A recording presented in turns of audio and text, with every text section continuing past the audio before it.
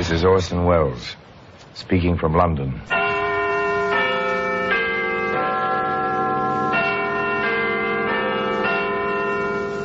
The Black Museum. Here in the grim stone structure on the Thames which houses Scotland Yard is a warehouse of homicide, where everyday objects, a paperweight, a woolen muffler, an old-fashioned hatpin, a drinking glass, all are touched by murder.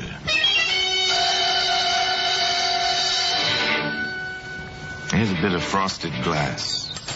It's a familiar object. You've seen such glass before in the upper panels of the doors of older houses, and perhaps the one in which you live. Let's in more light, the owner used to say. One man climbing to his old-fashioned apartment said to his son, "Hello, what's this? Glass on the landing?" From the door, Dad. It looks like the frosted panel fell out. Yes, and pretty jaggedly.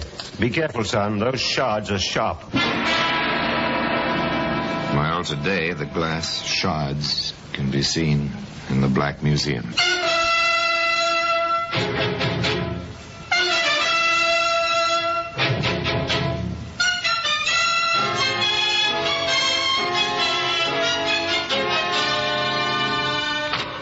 Now here we are in the Black Museum.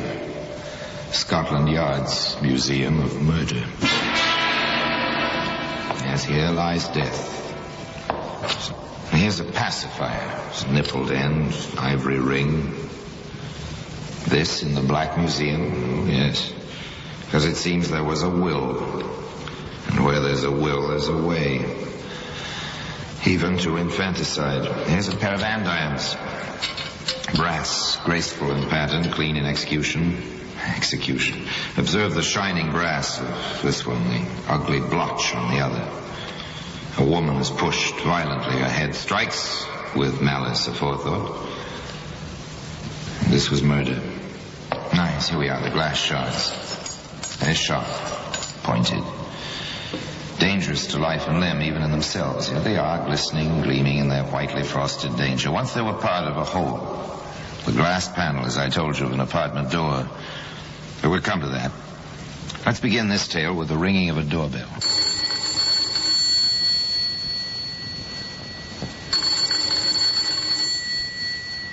Maybe no one is home. Well, we'll try again. Sorry to have kept you waiting. Sorry to have disturbed you, ma'am. I've been sent looking for a chauffeur. Chap named Simmons. There's no one here by that name. And I can tell you, sir, there's no one by that name being in this neighbourhood. Well, not in my memory, and I've lived here about now on 20 years. Oh, well, thank you, ma'am. Garage really works. The Beacon, it's called. Well, they'll have to find another errand boy if they can't give me better steers than this. Well, good day, ma'am. Good day. That's a bit strange. There's no Beacon garage in this neighbourhood. Of course, this was not a neighborhood for garages and items of that sort. This was strictly residential. Mostly semi-detached houses with a bit of garden and an occasional block of apartments, or flats, as they're still called in London. Into one of those apartment houses came Charles Fly and his son, Charles Jr., home after their respective days' work at business and college. When will they put lights in these stairs, Dad? After someone breaks a leg in the dark. I just hope it isn't your mother. So do I. Watch the landing. Dad turns just ahead. I know. Hello, what's this? Glass on the landing? From the door, Dad. Looks like the frosted panel fell out. Yes, and pretty jaggedly. Be careful, son. Those shards are sharp. I said, do you suppose Mother let the door slam so hard the glass broke? Well, I'll ask her when we get inside. Your key handy? Right here, Dad. Thanks.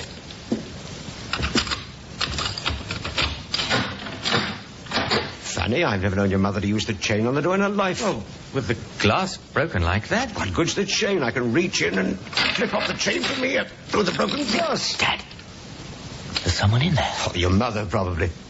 No, it's not. It's a man. A little fellow. Junior, Get on down to Riverdale Road. There's a police box there. Call him, quickly. What about you, Dad? Go on now. I'll stay here and watch him. Hurry. Yes, all right, if you say so.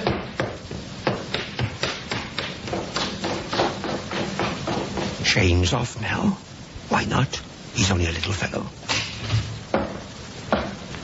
Here now. What are you putting in my suitcase? You shouldn't have come in, Governor. It won't do you a bit of good. I'm leaving with your suitcase and what I've packed in it. Drop it back. I can handle you. Oh. So foolhardy. Mr. Fly should have stayed outside. He might have stayed alive. As it was, when the police did arrive with Charles Fly Jr., Senior was very dead.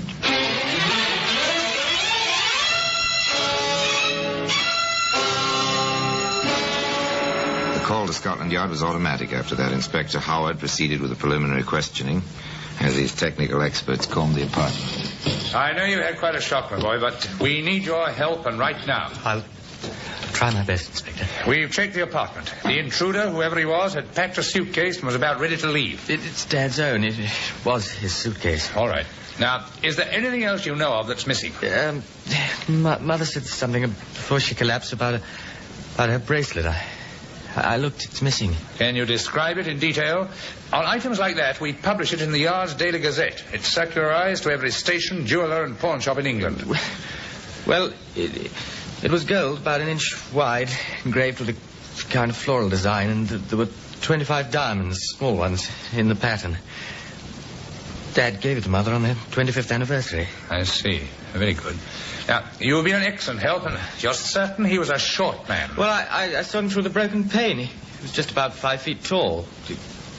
Quite a little fellow. I guess that's why Dad went in after him. Dad didn't know he had a gun. Housebreakers try to stay away from guns in England. The penalties are too severe. Yes, Sergeant? No M.O., sir. Just the broken pane of glass. Thank you. Anything beyond that first shell? Not a thing. One shot was fired, that's all. No M.O., sir? Means of operation. Anything that's recognizable. Most of these people have a kind of trademark. Completely subconscious, but it helps us to find them. Too bad there's nothing, then. We'll do our best. All right, Sergeant.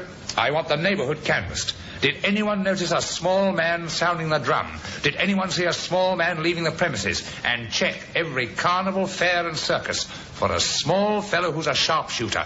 1 cartridge, 1 shot, and bullseye. Got that, Sergeant? Aye, sir. We can make a start anyway, and here's hoping... Police routine. Sounding the drum. It's a new term. What does it mean? Listen to the sergeant as he canvasses the neighborhood. Tell me, ma'am, in the past day or so, has anyone rung your bell and asked for someone who doesn't live here and left in a hurry? Do you follow the term now? It's what Americans would call casing the joint. Find out if anyone's home by ringing the bell. If there is, make an excuse and get away fast. If there isn't, find a way to break in and steal whatever may be lying about within easy reach. It's simple, effective, very professional. But the police are professionals, too.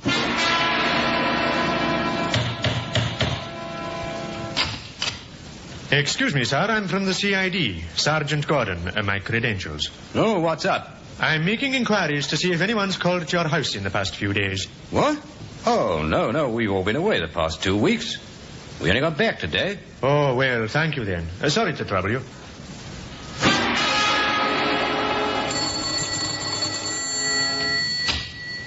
Yes? Forgive me for troubling you, ma'am. I'm Sergeant Gordon, CID. My credentials. Oh, what's happened? We aren't in any trouble, are we? Now, calm yourself, ma'am. No trouble for you, at any rate. It's just that I wanted to ask you a question or two. Oh, yes. Could you tell me if anyone has called at your house during the past few days and asked for someone who doesn't live here, and that if they were in? What a silly question. No, ma'am, it's a very serious question. So, will you put your mind to it? Well, no. I'm absolutely sure. Nobody.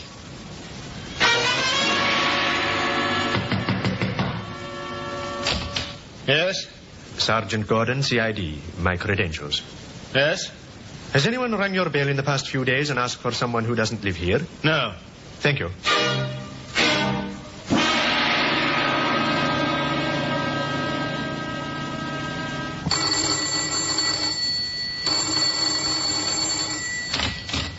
Yes?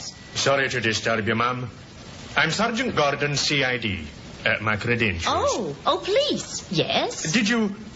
that is, has anyone rung your bell in the past few days and asked for someone who doesn't live here? Oh, that'd be a foolish thing.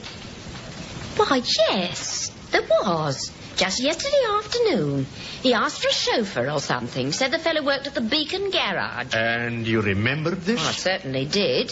Why, Ma'am? Well, because there's no such place hereabouts as the Beacon Garage. And I ought to know. I've lived here 20 years. I see. Rather a foolish error. Now that you mention it, I'm not sure that it was an error. He seemed rather a nasty little man. Oh, is that so? Why? Too dapper, too quick. Much too little for a man. He was shorter than I am, and I'm only 5'2". Could you describe him in more detail, perhaps? Well, he had dark hair, grew very low on his head, and his eyes were sort of shifty. Blue, but shifty. The kind of thing you see in the cinema. You know, in those pictures about bookmaking and that. Anything else, Ma'am? Well, not that I remember. Not offhand, at any rate.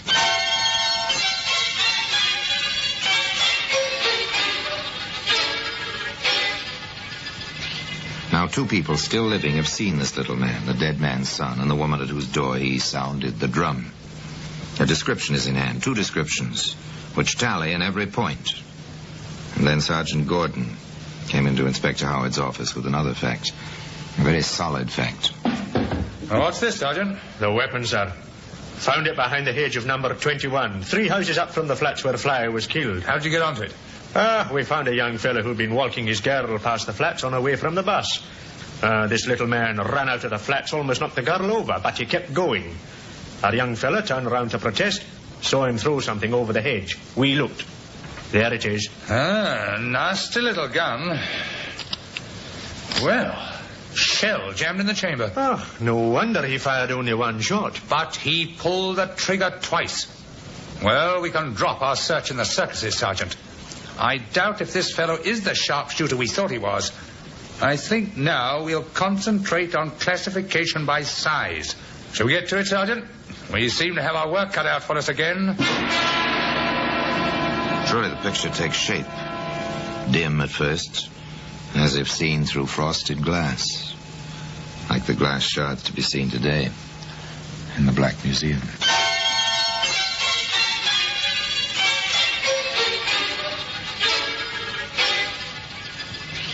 Again, it's compounded of hard work, good police training, and a little luck. They start with nothing, this time with a wrong theory that their man is a sharpshooter. They have to abandon this, and they start fresh with the dullest and therefore the hardest kind of police routine, checking the files. He's a little man. Everyone's agreed on that. Ask Criminal Records to send us the dossiers on every man we have on file under 5 feet 2 inches in height. Carefully, the inspector in charge and his sergeant comb through these dossiers, and finally, by reason of cross-checking, this one in jail at the moment of the crime, that one in some other part of the country, others with perfect alibis, the list of little fellows is reduced to 4. You take these two, Sergeant. I'll work over the others.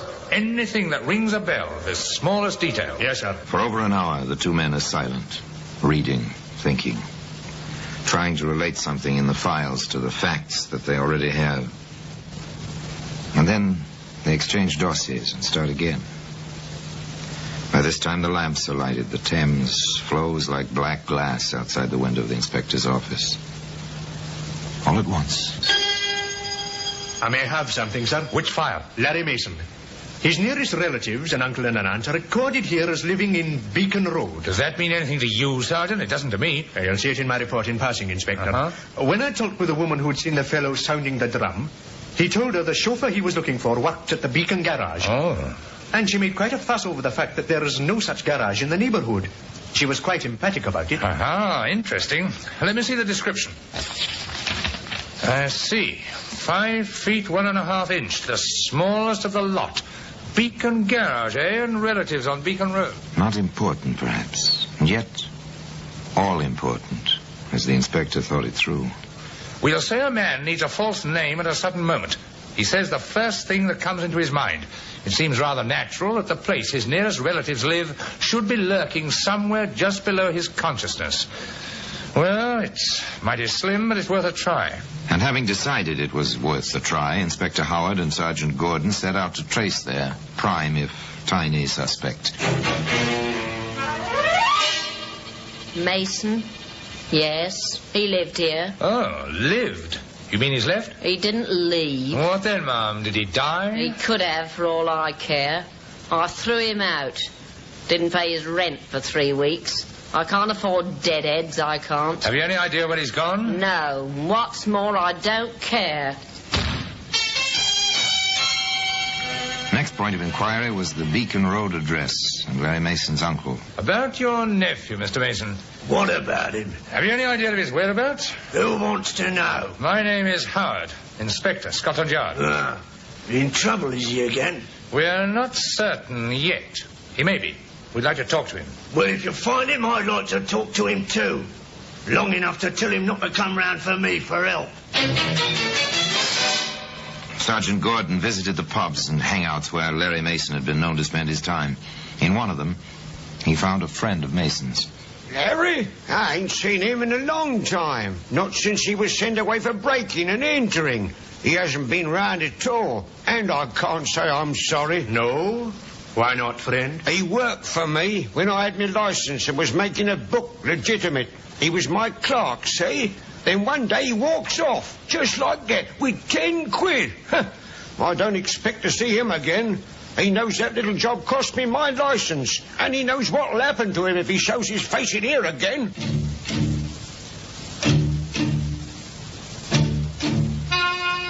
Not much to go on, or to find a man, except the brush strokes that fill the picture of the little fellow's character.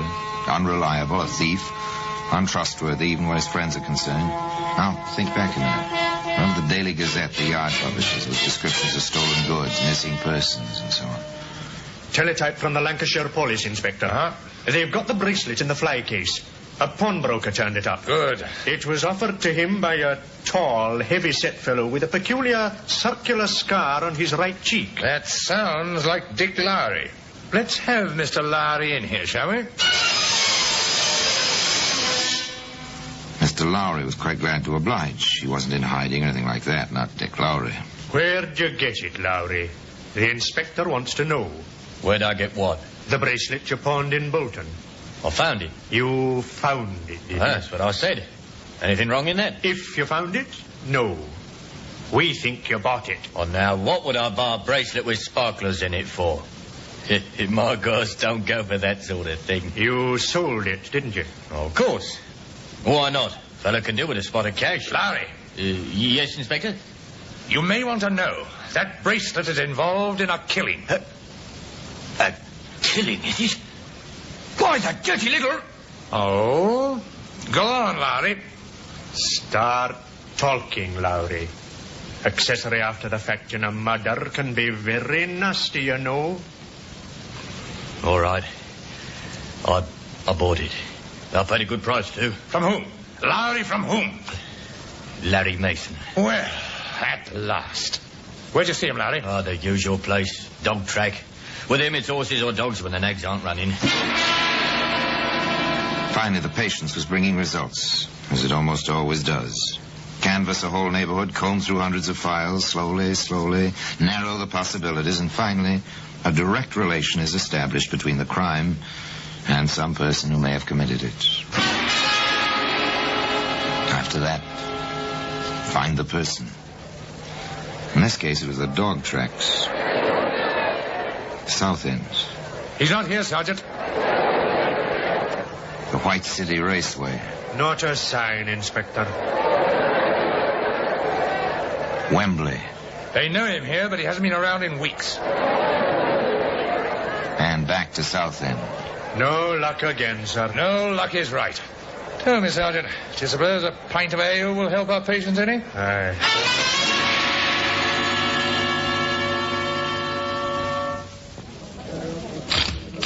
This one seems rather decent, Inspector. Yes, let's get on with it.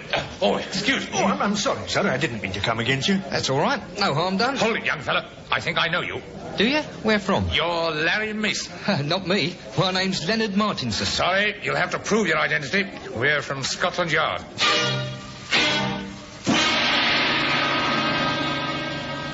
A twist of luck, a turn of chance. Two weary policemen in search of a relaxing moment run across the killer they've been hunting for weeks.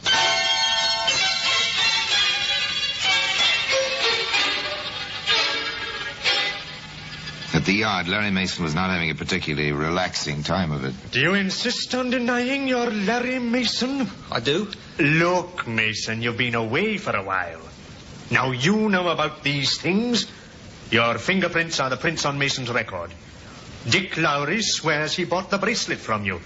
Your landlady and your former bookmaking associate have identified you. Now, let's have no more nonsense. I ain't giving you a thing. Just because I'm small don't mean you can push me around. You'd better tell us the whole story, Mason, and stop this nonsensical denial. You'll go to trial anyway, you know. And the more you lie now, the harder it'll be on you later. Now, speak up, Mason. You know, they get stubborn streaks sometimes. They read somewhere somehow that the best defense is to admit nothing, not even their own identities. So they firmly shut their mouths and refuse to talk about anything except the weather. The sergeant knew they had a case, a good case. Inspector Howard came in to help. I look at it this way, Mason. You can't do yourself any harm. We've got the evidence, we've got the gun. We're in the process of tracing it to you right now. The woman you spoke to will identify you in court. You had the bracelet. You've no alibi worth mentioning. You'll hang on what we've got, Mason, unless you've something which makes it manslaughter in place of murder. All right. It was an accident. I never used a gun before.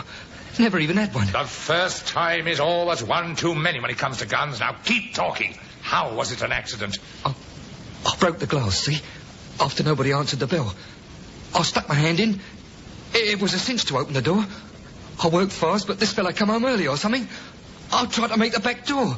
No luck. It was locked with a key. So you had to come to the front. He was a lot bigger than me. I pulled the gun because I wanted to scare him, that's all. He jumped me, hit me with something. I blacked out. That's it. I blacked out. Didn't even hear the gun go off. And when you came to, Mason? He was dead on the floor. I got out of there as fast as I could get. It was an accident. I'll swear it was an accident. What's your opinion, Sergeant? It's a good story, but it won't wash. Why not? That's what happened. Why not? It's very simple, Mason. You blacked out as you pulled the trigger. Therefore, you fired only once. Yes, sir. Only once. Sorry, Mason. You pulled that trigger twice. There was a shell jammed in the firing chamber. You pulled the trigger at least twice. That's no accident, Mason. That's murder. Yes, the case was complete. Each part in its correct place. And those glass shards I told you about, those two are in their correct place. In the Black Museum. The jury quite agreed with Inspector Howard. That was no accident. And so in due course, little Larry Mason, the bookie's clerk who made the fatal error of carrying a pistol, went the way of most murderers at 8 o'clock one summer morning. Larry Mason's luck had run out, or had it? It was reported, you see, that as he walked to the scaffold with its 13 steps and waiting rope, Mason murmured to his guards, they had to do this now on June 6th. Derby Day. And me with a few shillings riding on Armstrong in the big race. Curiously, although Mason wasn't available to collect on his bet, Armstrong was the winning horse at 53-1. And now until we meet next time, till we meet in the same place and I tell you another story about the Black Museum, I remain as always obediently yours.